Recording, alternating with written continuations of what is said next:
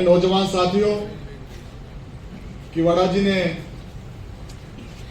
अब जो कार्यक्रम का संयोजक होता है, मंच संचालन करते हैं, वो कहीं ना कहीं अपने लोगों के लिए बड़ी बात कहते हैं। इतने बड़े हम हुए नहीं, पर हम प्रयास करेंगे कि आपकी ये बातें आने वाले समय में सच्ची निकले, उसके लिए हम लगातार प्रयास करेंगे। बेहद गरिमापूर्ण ये कार्यक्रम है। विकास सिरोही जी, विकास खरवास जी दो पहले यहां उपस्थित थे, और जब तीसरा विकास आया तो तीसरे विकास के आने से, क्योंकि तीन आते ही तिकड़ी बनती है, हैट्रिक बनती है, और चाहे क्रिकेट का खेल हो, चाहे कोई सा भी क्षेत्र हो, हमेशा तीसरे की गिनती बड़ी मानी जाती है। इस कार्यक्रम को बेहद गरिमापूर्ण बनाने के लिए मैं शुरुआत में हरिराम किवाड़ा जी का और विकास सिरोही जी का आभार प्रकट करता हूं। निश्चित तौर पर आप सब लोगों से हमारे को मिलने का जो आपने मौका दिया, उसके लिए आभार प्रकट करता हूं। अभी बता रहे थे 11 बजे प्रोग्राम शुरू हो गया, पर मेरा मानना है, भले ही मैं वीरेंद्र सहवाग की ओपनिंग से प्रभावित हुआ, लेकिन मैंने हमेशा मेरे जीवन में माना है, जो अंतिम समय तक टिकता है वो असली विजेता होता है। इसलिए आप सब लोग सबसे अंत में टिके हो तो आपका किरदार बढ़ा। अभी नशे की बात मेरे पूर्व वक्ताओं ने रखी है, नौजवानों के भविष्य की बात मेरे से पूर्व वक्ताओं ने रखी है। मेरा मानना है, और आप भी इस बात को जानते हैं, कि जाट किसी चीज के पीछे लग जाता है तो पीछा छोड़ता नहीं, चाहे वो कोई सा भी क्षेत्र हो। सबने नशे के खिलाफ मुहिम की बात की, मैं भी आपका साथी हूं। मैं भी मानता हूं नशा नहीं करना चाहिए, और नशा करो तो मेहनत का करो, नशा करो तो अपने गोल को अचीव करने का करो, नशा करो तो अपने माता पिता की सेवा करने में अव्वल रहने का नशा करो। ये एमडी ड्रग्स ये कोई नशा नहीं। नशा करो तो जाट हो पहलवानी का करो, नशा करो तो किसी मैदान में जीतने का नशा करो, अपने क्षेत्र में सबसे अव्वल रहने का नशा करो। नौजवान साथियों, समाज में के अच्छाइयां भी है, के बुराइयां भी है, जो आप और हमको ही दूर करनी है। मेरा मानना है कि पद, प्रतिष्ठा और पैसा हर कोई डाइजेस्ट नहीं कर पाता, और विशेष तौर से हमारी कम्युनिटी के लोग, उनका पद भी दिख जाता है, उनका पैसा भी दिख जाता है, और प्रतिष्ठा तो मैं चाहता हूं दिखे उनकी। पर आप और हम ये गलतफहमी कतई नहीं पालें कि पद मिलने के बाद, मैं मेरे से शुरुआत करूंगा, क्योंकि राजनीति क्षेत्र में पद मिलने के बाद अलग गुमान आ जाता है। वही बात मैं मेरे साथी जो आरएस बने हैं नए, उनको भी मैं कहना चाहता हूं कि जब हम अपने आप को योग्यता धारक समझने लग जाते हैं कि मेरे में ऐसी योग्यता थी इसलिए मुझे ये सफलता मिली है, तब मेरा मानना है कि अपना पतन उस समय से शुरुआत हो जाती है। मैं मेरठा से आ रहा था, तो एक रिटायर आईएएस का वहां फार्म है, मैं चला गया, अपने ही समाज से हैं। तो मैंने कहा, कलेक्टर साहब अकेले बैठे हो? तो उन्होंने कहा कि यार रिटायरमेंट के बाद मेरे पास कोई नहीं आता। मैंने कहा, आप ईमानदारी से बताओ, जब आप आरएस बने, आप किसी क्षेत्र के एसडीएम बने, बाद में किसी जिले के कलेक्टर बने, या विभिन्न विभागों के आप अधिकारी के रूप में आपने काम किया, आपने कितने लोगों का भला किया? कि यार उस समय तो मैं मेरे चैम्बर में किसी को नहीं घुसने देता था। तो आप उस समय जब अपने चैम्बर में किसी को घुसने नहीं देते थे, और अब ये मानो कि विकास चौधरी जैसा आदमी आपके लिए दूध, चाच और दही लेके आए कि कलेक्टर साहब आपने उस समय हमारे लोगों का भला किया, तो ये समय रहते मुझे और आप लोगों को समझना चाहिए। एक बड़े कवि ने ये कहा है, जब हम योग्यता धारक बन जाते हैं तो कुछ बातें उन्होंने कही है, वो मैं आपके बीच में रखना चाहता हूं। वो मुझे भी नहीं भूलनी चाहिए और आपको भी वो बात याद रखनी चाहिए कि सदा न संग सहेलियों, सदा न राजा देश, सदा न जुग में जीवनार, सदा न काड़ा। ये वास्तविकता है, शाश्वत सत्य है कि आपके पास सदा मित्र, आपके परिवार के लोग, आपके पास सहेलियां नहीं रहेगी। वो सदा के लिए कोई नहीं रहता और सदा लोग सत्ता में नहीं रहते। सत्ता आपकी 60 साल बाद निकल जाएगी, हमारे तो हर 5 साल में हमारे को एग्जाम देना पड़ता है। यहाँ हमारे करमचंद चोहल जी बैठे हैं, वो इस बात को समझे और आगे भी समझे कि सत्ता हमेशा रहने वाली नहीं है और सदा इस युग में अपन जीवन भी नहीं जी सकते, हम अमर नहीं हो सकते। इसलिए इस बात का भी हमारे को बोध होना चाहिए। और आजकल बाल तो वैसे भी रहे नहीं लोगों के, और ब्लैक रहना, काले रहना तो बड़ी दूर की बात है। मेरा ये मानना है साथियों, इस बात का कहने का अर्थ ये है कि जब हमें पद प्रतिष्ठा मिल जाती है तो हमारी कलम से उन लोगों का भला होना चाहिए जो अंतिम पंक्ति में बैठा हो, जिसके पास शिक्षा नहीं है, स्वास्थ्य नहीं है, सुरक्षा नहीं है। उन लोगों का अपन कैसे कल्याण कर सकें। मैं मानता हूं ये चीज हम समझ जाएं तो निश्चित तौर पर हमारा भला होगा। मैं जब 2010-11 में विश्वविद्यालय का अध्यक्ष था, उस समय एंड्रॉइड फोन नहीं था, अभी तो बोलते ही अभी ट्विटर पे चल जाएगा। हमारे पास मौका था, गांव से स्टूडेंट आते थे कि भाई साहब हमारे बैक लग गई, हमने रिवोल्यूशन का फार्म भरा, हमारी मदद करो। हमने खूब लोगों की मदद करी। जब मैं पहला चुनाव 2018 में लड़ा, तब जाके एहसास हुआ कि हमने उस समय कितने लोगों की हेल्प की और आज हमारे साथ वो लोग खड़े हैं। तो निश्चित तौर पर आप कोई काम करोगे तो उसका परिणाम भले ही लेट मिले, सफलता मैं नहीं मानता कि हाथों हाथ मिल जाए, और हाथों हाथ मिली हुई सफलता ज्यादा हम डाइजेस्ट भी नहीं कर सकते उस चीज को। इसलिए बड़े संघर्षों के बाद मिली हुई सफलता निश्चित तौर पर बड़ा परिणाम देती है, आपको बड़े आगे लंबे समय तक लेके जाती है। इंदौर से आए डॉक्टर साहब कह रहे हैं कि नशा करने से लीवर खराब होता है, लीवर से पहले दिमाग खराब होता है। मेरा मानना है डॉक्टर साहब, लोग भी कहते हैं कि पहला भले ही मैं शिक्षा की वजह से आपके बीच में हूं, लेकिन जाटों के पास सबसे बड़ी ताकत कोई है तो उसकी काया है। इसलिए इस नशे से दूर रहो, इस काया से बड़ी कोई माया नहीं है। आप दिखने में मजबूत हो और थोड़ा हमें झुकना पड़ेगा। मैंने किताब में पढ़ा था कि कई युद्ध लड़के नहीं जीते जा सकते, कई युद्ध आत्मविश्वास से भी जीते जा सकते हैं।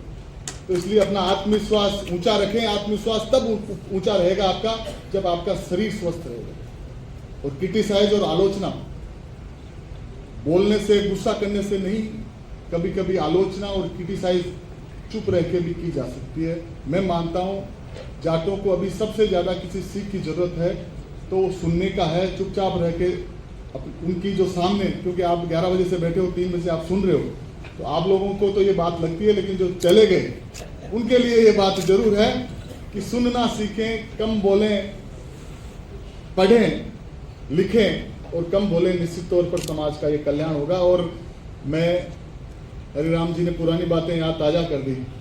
बीच में हमारे किन किन बातों को, मुद्दों को लेकर हमारा मनभेद तो नहीं होता था, मतभेद जरूर होता था। मतभेद होते रहना चाहिए, डिबेट होते रहने चाहिए, किसी बात में पक्ष और विपक्ष होना चाहिए। और आप लोगों ने यहाँ पक्ष विपक्ष और पक्ष विपक्ष के बीच में आरएलपी और बैठी है। तो आप लोगों ने सब लोगों को साथ लेकर इस कार्यक्रम को गरिमापूर्ण बनाया। आईएएस अधिकारियों से हमारे को मिलने का आपने मौका दिया। बीएल रणवा जी ने, मैंने कहा भाई जाट स्कूल चला रहा है और आज तो देखने को मिला अच्छे वक्ता भी ये है, तो निश्चित तौर पर इनकी स्कूल के उत्तरोत्तर तरक्की की मैं कामना करता हूं। आप सबके उज्जवल भविष्य की कामना करता हूं। आप ऐसे ही अपने क्षेत्रों में आगे बढ़ते रहें, समाज का, परिवार का, देश का नाम रोशन करते रहें। मैं महाराजा सूरजमल जी को प्रणाम करते हुए, तेजा जी के उन वचनों को याद करते हुए मैं अपनी वाणी को विराम देता हूं। धन्यवाद। जय हिंद, जय जाट।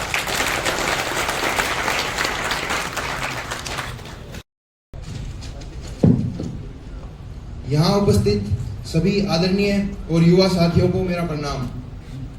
आज के इस महोत्सव का मकसद सिर्फ इकट्ठा होना नहीं, बल्कि अपने जाट समाज के युवाओं को प्रोत्साहित और प्रेरित करना है।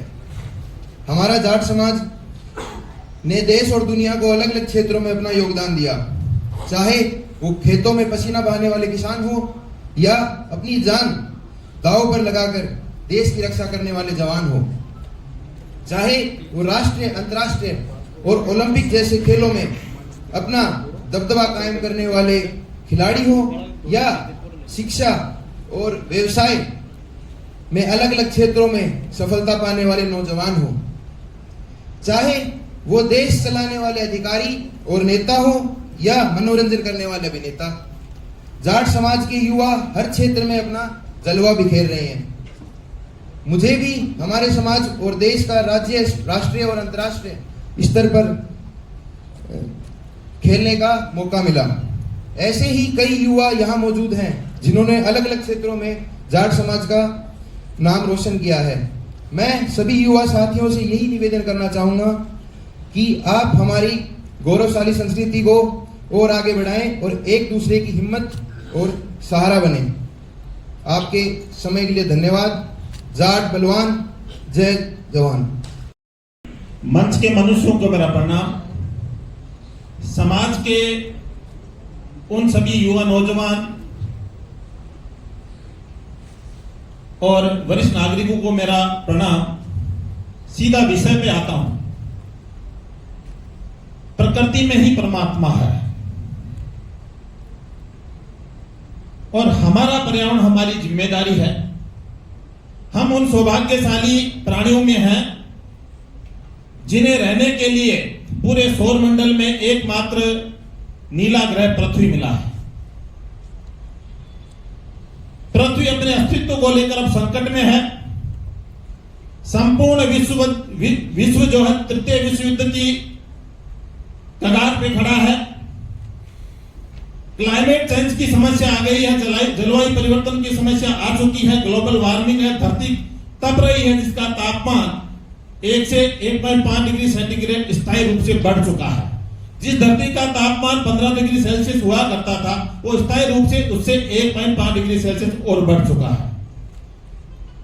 इस जलवायु परिवर्तन के कारण संपूर्ण सृष्टि में प्राकृतिक आपदाएं तेजी से आ रही, उनकी संख्या बढ़ी, उनकी तीव्रता बढ़ी है, आवृत्ति बढ़ी है। हमारी पुरातन अरावली पर्वत श्रृंखला जो 30,000 वर्ग किलोमीटर क्षेत्र में विस्तारित है, 4 राज्यों में एक जलवायु सीमा का निर्धारण करती है, जिसमें 5 महाभूतों का महासंगम है, जहां हमारी जैव विविधता है, जहां हमारी नदियों का उद्गम स्थल है, जहां पर अपने प्राकृतिक जल स्रोतों का उद्गम स्थल है, जहां पशु पक्षी से लेकर इंसानी जाति और पादप जातियां वहां पर होती है, जहां पर एक तरह से औषधि बैंक है, उस पर आज संकट आया हुआ है। जहां देखो वहां प्रकृति के जैविक और अजैविक घटक में असंतुलन की स्थिति है। स्थलीय, जलीय और वायुवीय परिस्थिति तंत्र असंतुलित हो चुका है। ऐसे में हम नागरिकों को क्या दायित्व बनता है। इस प्रकार JV G media group of the fact India के चेयरमैन, जो हमेशा कार्यक्रम के माध्यम से कार्यकर्ता निर्माण का ध्येय रख के चलते हैं, जिनके कार्यक्रम में एक संस्कार और एक सोच, एक जुनून, जो जज्बा दिखाई देता है, जहां प्रकृति संरक्षण की बातें होती हैं। आज इस मंच के माध्यम से हम आपको कहना चाहेंगे कि चाहे आपका जन्मदिन हो, माता पिता का जन्मदिन हो, किसी महापुरुष का जन्मदिन हो, चाहे विद्यालय में प्रवेश हो, महाविद्यालय प्रवेश हो, या आपका कोई भी खुशी का पल हो, तो अपने हाथ से प्रतिवर्ष 1 या 2 पौधे जरूर लगा के उनका संरक्षण का जिम्मा लें, क्योंकि प्रकृति है तो ही हमारा अस्तित्व है। आज जो टैंकों से जो युद्ध लड़ा जा रहा है, रॉकेट लॉन्चर से युद्ध लड़ा जा रहा है, एटॉमिक युद्ध की स्थिति बनी हुई है। ऐसी स्थिति में जो प्रकृति पे इस लड़ाई में कोई भी जीते, कोई विजय हो, कोई अविजय हो, किसी को जीत मिले या नहीं मिले, लेकिन हमारा पर्यावरण हार रहा है। और ये पर्यावरण की कोई सीमाएं नहीं होती, उसका कोई जल मार्ग नहीं होता, उसका कोई वायु मार्ग नहीं होता। वो एक तरह से हम सब उससे आने वाले 3, 4, 5 महीने में इतने ज्यादा प्रभावित होंगे। इसलिए हमारे पर्यावरण को बचाने के लिए हम सबको संकल्प लेना चाहिए और छोटे छोटे प्रयास करना चाहिए। केवल सम्मान बटोरने के लिए नहीं, केवल चर्चा में आने के लिए नहीं, अपनी ये नैतिक जिम्मेदारी बनते कि भारत माता जो हमारी धरती माता है, जो धरती माता पे जो हरियाली की चादर जो 66% का एरिया है, वो जो 33% होना चाहिए, जो 33% होना चाहिए, वो 24.60% रह गया है। आज हर व्यक्ति को एसी की आवश्यकता महसूस होने लगी है। हर व्यक्ति जो है वो एक तरह से पर्यावरण पर विभिन्न प्रकार के पर्यावरण प्रदूषण, विशेष रूप से इलेक्ट्रॉनिक प्रदूषण, कचरा प्रबंधन, हर प्रकार की समस्या से ग्रसित हो चुका है। यानी इस जो पूरा का पूरा जो एक तरह से अपना वायुमंडल है वो प्रदूषित हो चुका है। इसलिए हमारी ये जिम्मेदारी बनती है कि इस प्रकार के प्लेटफॉर्म के माध्यम से ऐसा संदेश आए संपूर्ण राजस्थान में कि हमारा पर्यावरण हमारी जिम्मेदारी है, हम इसको सहेजने के लिए, इसको संरक्षित करने के लिए हर संभव प्रयास करें। जय हिंद, जय भारत। अपना आशीर्वाद दें, उसको सपोर्ट करें ताकि वो आगे जाके अपना मुकाम हासिल करे, क्योंकि युवा ही आज के समय में इस परिवेश को बदलने की कोशिश कर रहा है, तो प्लीज उसको सपोर्ट करें। और एक दूसरी बात यह है कि युवा साथी आजकल नशे की तरफ जा रहे हैं, तो मेरा निवेदन है युवा साथियों से भी और बड़े बुजुर्गों से भी कि कृपया उनको मार्गदर्शन करें उनका, ताकि वो इससे दूर रहें। धन्यवाद। जय हिंद, जय भारत। डॉक्टर राठी साहब का मतलब वो देवता मानते हैं, तो वो सम्मान लौट के आना चाहिए शिक्षक के पास, डॉक्टर के पास और लीडर के पास। तो हम आपको नेता नहीं कहेंगे, ये तीनों हमारे लीडर हैं। सम्मानित मंच का मैं भी तालियां बजा के अभिनंदन करता हूँ आपको। जय हिंद, जय भारत। राम राम साहब। तेजा जी की धन्यवाद। जय हिंद।